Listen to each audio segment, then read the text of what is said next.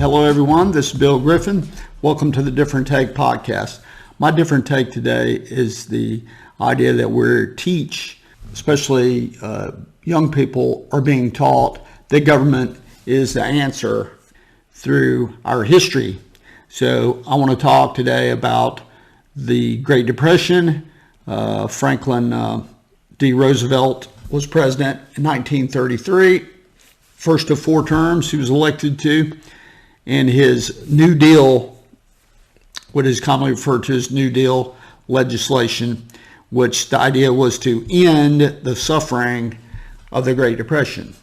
So without getting into what caused the Great Depression, which was worldwide, but in the United States, what Roosevelt and his administration was, what the Roosevelt administration's role was in prolonging the Depression.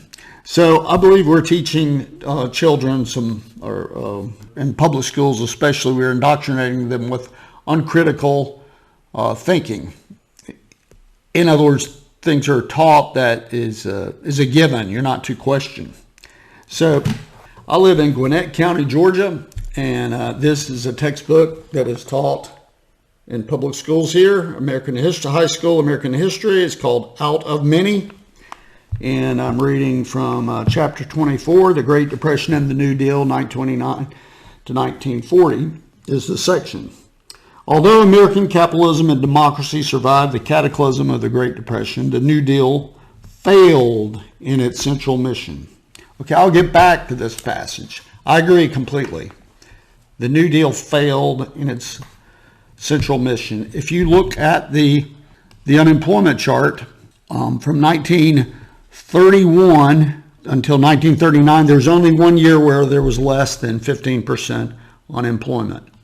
Suffering, just a lot of misery because people couldn't afford basic things that we take for granted today, which is amazing considering the advancements of the time. Electricity, automobiles, think about using tractors instead of plows that were with animals to do farming, telephone, just amazing what was going on during that period, yet the economy was terrible at the time.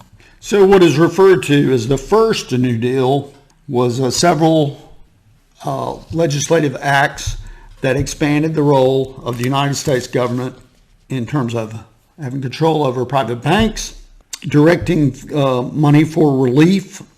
So those funneled through state and local governments. As you can imagine, the places that would be most favorable to politicians would get the funds. The Public Works Administration, which was part of that, was the WPA, which is thought of as just a tremendous boon to relieve suffering because people were getting jobs. But these jobs were often it was make work. Enormous spending was going on in this period. The most egregious thing was the idea that the federal government would price agricultural goods. So in this book that I read a few years ago called The Forgotten Man by Amity Shlaes, great book, highly recommend it. She goes into great detail regarding how pricing these goods with all of the hunger that people were enduring at that time. They're having trouble feeding themselves, much less than families.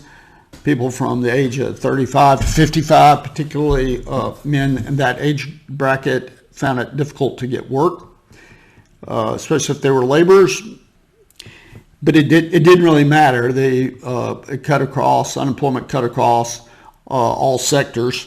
You would price a good, and you were not allowed to sell that commodity for less than that price.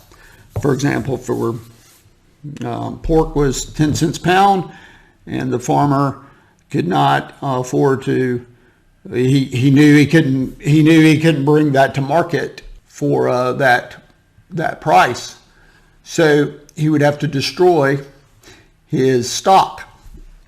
And so you have this massive amount of suffering you're destroying the very things that people needed because the government was stepping in to help. So, as I said, Amity Shlaes goes into a great deal of detail about this in this book. You have, in the second part of the New Deal, or what is called the Second New Deal, because these things were passed in 1935 to 38, you had the Social Security Act, the National Labor Relations Act, the Resettlement Administration, National Housing Act, which was federal funding for public housing and slum clearance, according to this textbook, the Fair Labor Standards Act, which imposed a minimum wage. So what was wrong with these things? What was wrong with the Social Security Act? Well, it sounds like a great idea, right?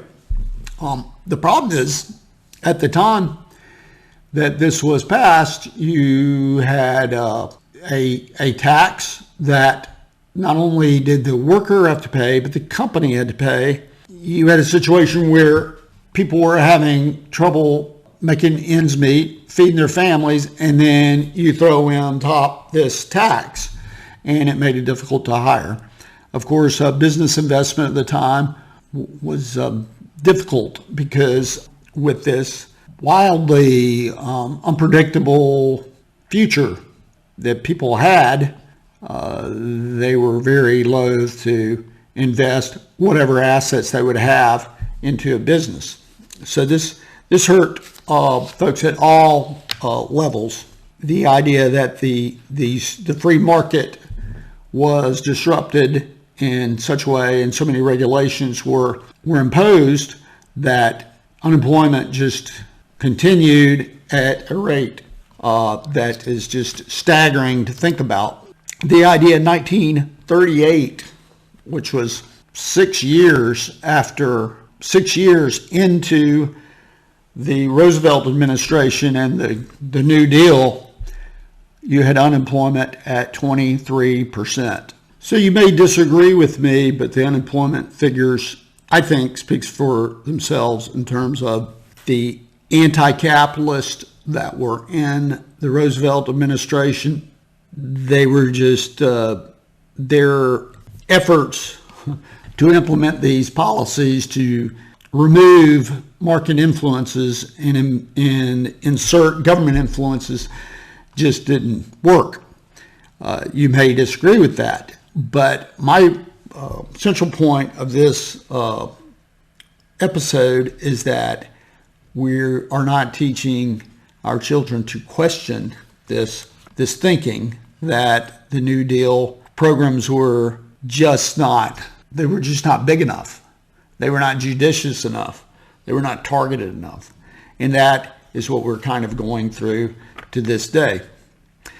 You're listening to the Different Take podcast, and I'm talking about the myth, the Great Depression. There should have been more government intervention, and that would have relieved suffering.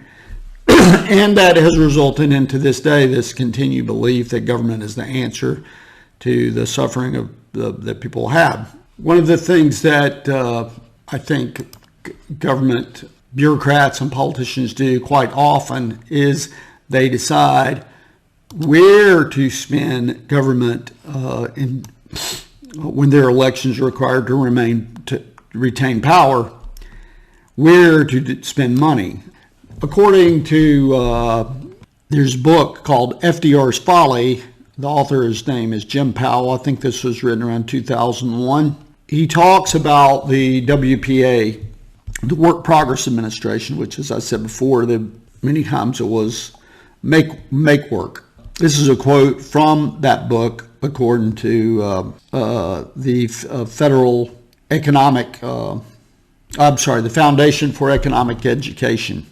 So this is a quote from that book. The WPA, quote, WPA employment reached peaks in the fall of election years in states like Florida and Kentucky, where the New Deal's big fight was in the primary elections. The rise of WPA employment was hurried along in order to synchronize with the primaries, end quote.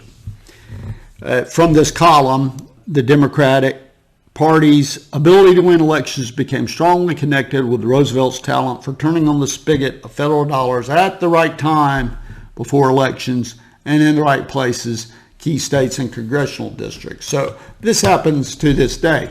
Build Back Better plan that's been in the media so much here in the end of 2021 is very similar in that my Congressman Carolyn Bordeaux has ads running quite a bit touting how she is responsible for turning around our country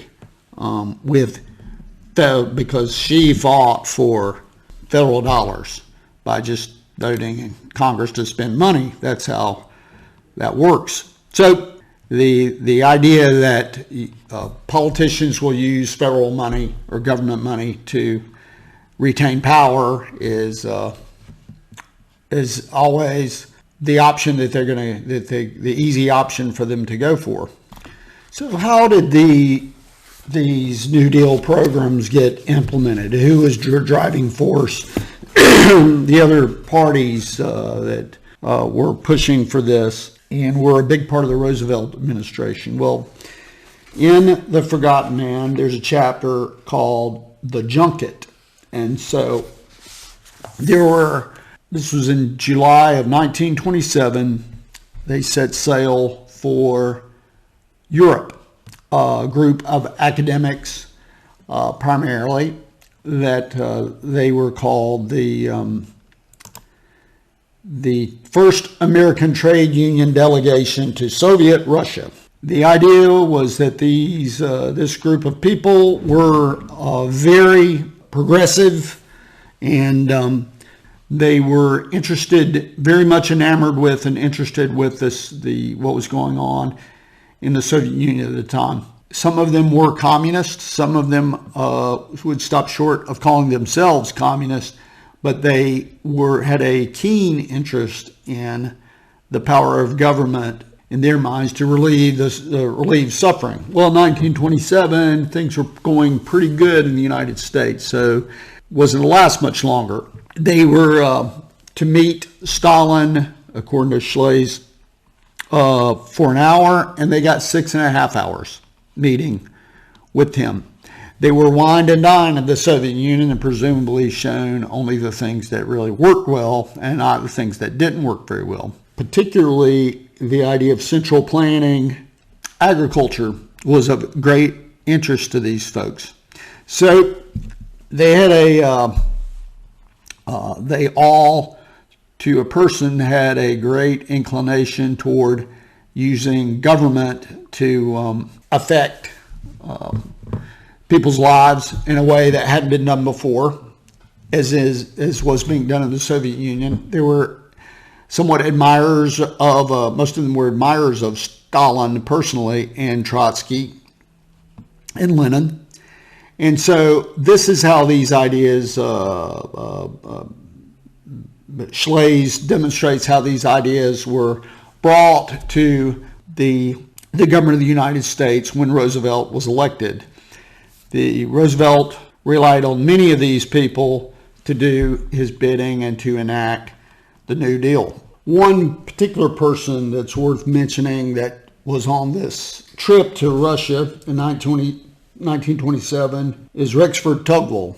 In The Forgotten Man, in this version, page 154, quote, Tugwell, now Wallace's assistant secretary, was pursuing another policy project, limiting over-farming by retiring excess acres. The plows of the 1920s had loosened the fields of the plains and caused floods, including the Great Flood of the Mississippi. He would replant the country. He focused on conservation and argued that in any case, our trend is from cultivated crops to meadows, lawns, and pastures.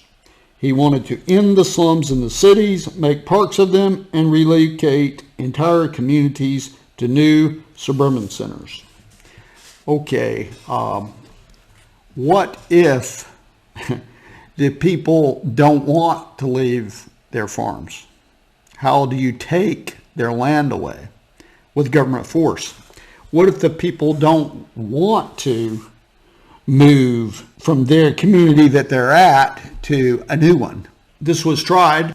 A handful of communities across the United States, less than a handful, have green spaces in the suburban areas that Tugwell thought would be planned across the United States. So that really never happened. Another thing, one of Tugwell's ideas is that family farms were dying out. Mega farms were being created because you had tractors and modern equipment, and the seasonal workers would be paid subsistence wages. So a way to, the idea to prevent that was to enable people to resettle, and this was tried in Arizona. It was an experiment in Casa Grande, Arizona.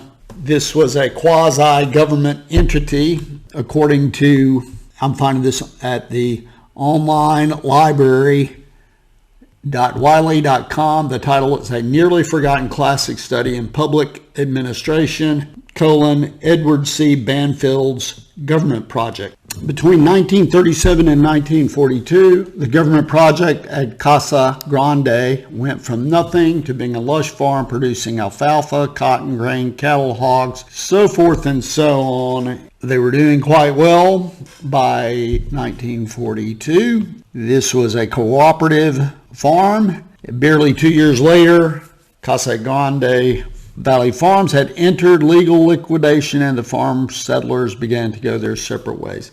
So this was a failure in collective farming as some sort of quasi-government private enterprise.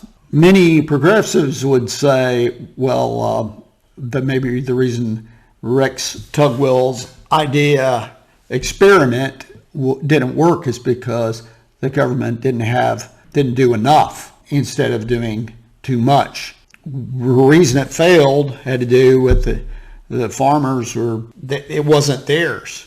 They were sharing, and they couldn't figure that out. Imagine putting 190 farmers on a huge piece of property and expecting that to work somehow. In the same way, collective farming in the Soviet Union did not work. So to make my point in regards to the leftist Marxist idea that big government is the answer to all of our problems, this is what we're teaching through our history in public schools. I want to read the rest of the passage that I began to read at the beginning of the episode. This is from Out of Many, page 745, chapter 24.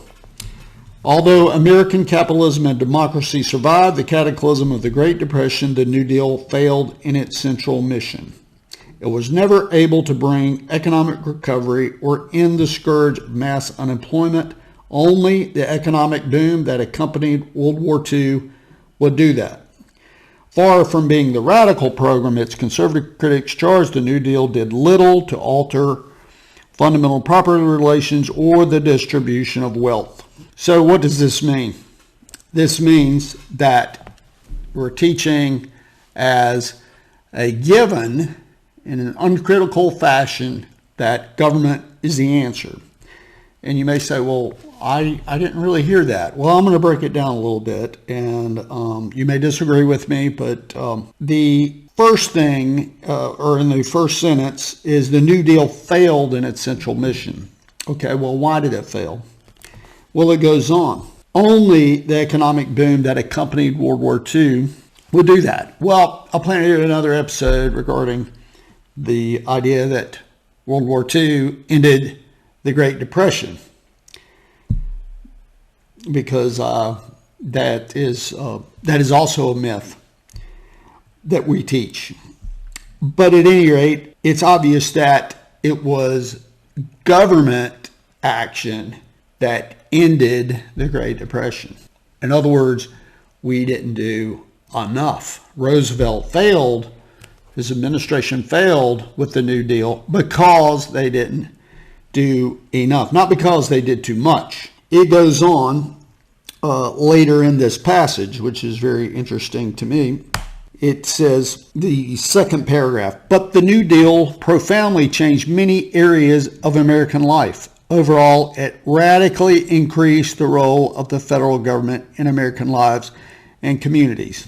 The authors here, I'm assuming they are leftists that believe in the power of the government. They earlier said, just not a few sentences ago, that far from being the radical program its conservative critics charged, the New Deal did little, and then later, overall, the New Deal radically increased the role of federal government in so forth. So what the contradiction there is obvious. Anyone can see it, that they're saying it was a radical increase in government, but it was not radical in terms of altering the fundamental property relations or the distribution of wealth. It's clear that they're saying there wasn't enough done. Government didn't spend enough, they didn't regulate enough, there weren't enough laws.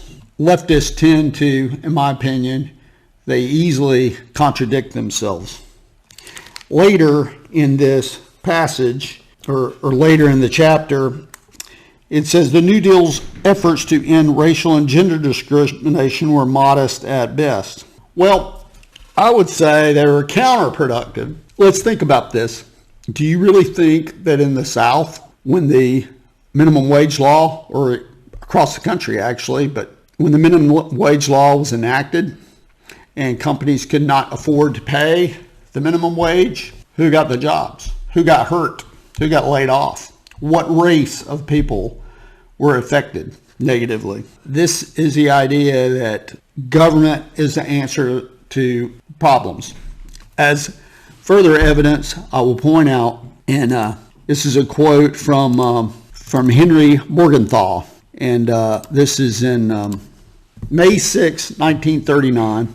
Roosevelt's Treasury Secretary, he is quoted as, quote, "We are spending more than we have ever spent before, and it does not work. I say, after 8 years of this administration, we have just as much unemployment as when we started, and an enormous debt to boot." So, who would know better? Henry Morgenthau? What Treasury Secretary or any cabinet member in an administration has ever admitted total failure? So who's being more honest here? Henry Morgenthau or the authors of this textbook? I'll close up by saying this is really a great read. This was written, I think, in 2008 or so. But there's a passage in here I really like, and I'd like to read it to you, or a quote that's used on the inside cover. And this is where the title comes from. And this is a quote by William Graham Sumner, Yale University, 1883. As soon as A observes something which seems to him to be wrong, from which X is suffering, A talks it over with B, and A and B then propose to get a law passed to remedy the evil and help X. Their law always proposes to determine what C shall do for X, or in the better case, what A, B, and C shall do for X. What I want to do is to look up C. I want to show you what manner of man he is. I call him the Forgotten Man. Perhaps the appellation is not strictly correct. He is the man who is never thought of. He works, he votes, generally he prays, but he always pays. I'll close with the idea that I think these concepts are taught, should not be taught uncritically, but critically. And what I mean by that is that it is not a given that government's the answer, and there ought to be two sides presented. This is very... some would say this is very subtle. Maybe I'm reading too much into this. I don't think so. I think it's pretty clear when you have these contradictions and you conclude that without saying, well, maybe government should, presenting the side that government should do quite a bit less, and unemployment rates would have been lower during the Great Depression, which is what Morgenthau is basically saying. But that is not what's presented. It's presented as a given in an uncritical manner that government is the answer. I'll just close with, I think that's what we're doing to particularly young people, particularly in public schools. They were teaching them that government is the way when most often it is not the way. The exception to the rule is when government can do things to help the average person and the person that the people, particularly that leftists purport to help, and these policies generally don't help at all. I really appreciate you listening. Hope you check out our website. You've been listening to Different Take Podcast. You can check out the different platforms that we're on. And also, if you have any comments for me, I'd love to hear them. If you disagree with me, I'd really like to hear that. Thank you.